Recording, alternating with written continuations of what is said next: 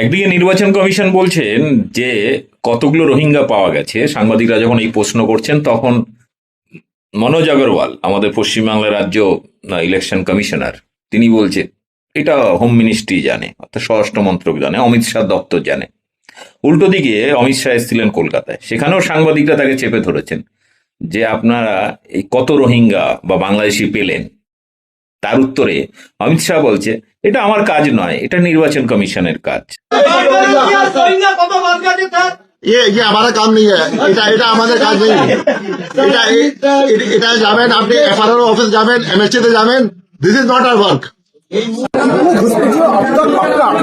जो एसआईआर के बाद निकल दिया गया ये तो चुनाव आयोग करेगा घोषणा। आपके पास कोई आंकड़ा होगा चुनाव आयोग के पास जो अब तक आपका आंकड़े में है जो एसआईआर के बाद निकल दिया गया ये तो चुनाव आयोग करेगा घोषणा।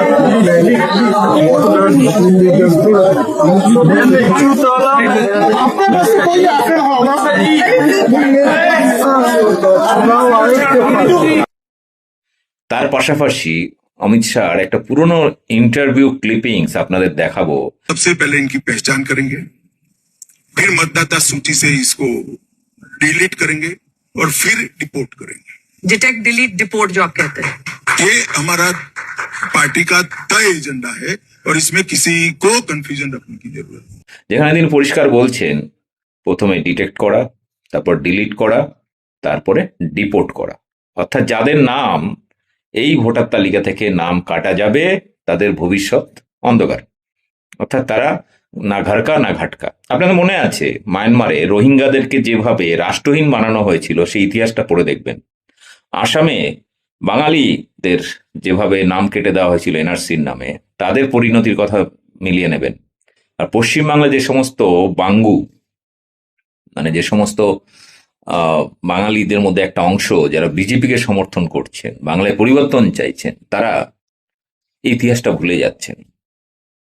আপনার প্রতিবেশী মানুষটি যুগ যুগ ধরে আপনার পাশে বসবাস করছেন, সেই মানুষটির যখন নাম কাটা যাচ্ছে, সেই মানুষটির কোথায় গিয়ে তার পরিণতি কি দাঁড়াবে সেটা নিয়ে বিন্দুমাত্র আপনি ভাবছেন না। আপনি খালি নিজের রাজনৈতিক স্বার্থের জন্য বিজেপিকে আনার জন্য লাফাচ্ছেন। দেখুন আর ভিডিওটি ব্যাপক শেয়ার করুন যাতে অন্ধভক্তদের কিছুটা হুঁশ ফেরে, বাঙালিদের কিছুটা হুঁশ ফেরে।